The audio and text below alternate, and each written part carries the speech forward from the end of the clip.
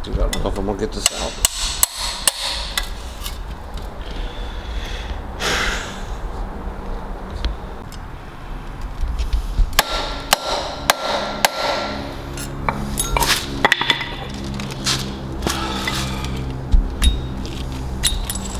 Feel like maybe we have too much bread in here.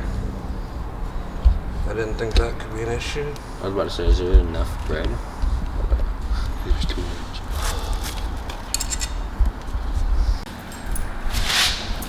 Why do we have this all the way out here at the end? Because it slides.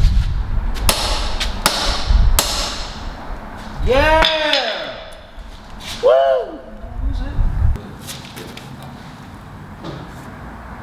No, wait. Put it on the wall.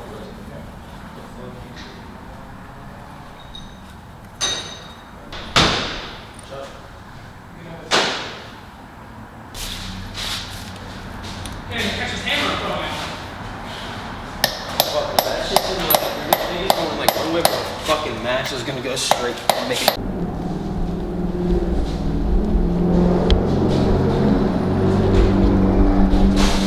Bread works.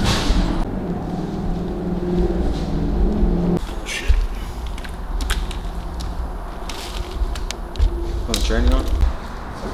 Alright, so the wiring harness is back on, CD009 is hooked up. We're going to be working on the shifter linkage here today, trying to get that set up. Chris is over there, going to be getting in the car, actually pulling the center console apart, remove the old automatic shifter, and make room for the new setup here. Getting pretty close. I think a couple days and we'll be having this thing back in and get this thing on the road.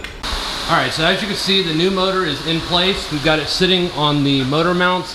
We have not actually bolted them in yet. We still have to deal with the manual transmission. So the automatic transmission crossmember will allow you to bolt the manual transmission in to the same spot. You just have to modify the crossmember to allow the manual transmission bushing to go in. Alright, so here is the automatic transmission crossmember. Normally there is a piece of metal just like this one sitting over here. We ended up cutting that piece out. That allows the manual transmission mount to fit into this. Okay, one thing I didn't mention earlier in the video, we have two similar brackets for the CD009 for the shifter. The problem is that transmission came out of a 2004's 350Z, and what we found is that is the old style transmission. We have a newer style one sitting right over here. The big difference between them, on the newer style, these two bolts will line up with each other, and it has a longer output shaft casing here, or receiver. The other one,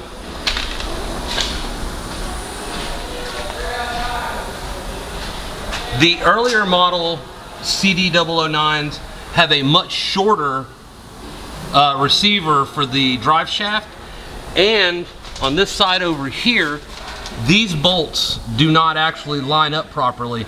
This one's got to come down and forward a little bit to be able to make it work. So on the newer, or so on the older CD009s, this bolt and this bolt do not line up. This bolt right here, actually, what we're gonna have to do is we're gonna have to cut this piece off here. We're gonna have to bring it forward and down just a little bit, and then we're gonna have to re-weld these pieces, but I think we can do that with the transmission actually in the car. Otherwise, everything else fits. The top bolts line up, the shifter linkage and everything lines up. It's just a matter of these two bolts right here are slightly different, and the actual output shaft has a different receiver. And today I got the opportunity to actually drive my G35, which is a turbo LS swap G35 for drifting. All right, now that we've lowered the car back down, let's just take a look at how the shifter ends up coming into the car. So you can see it's about the right position. It may be a little bit back some, but it doesn't seem to actually impact its ability to shift gears. So I think we'll be good there. We just got to get a boot to go on it to seal the bottom of the car.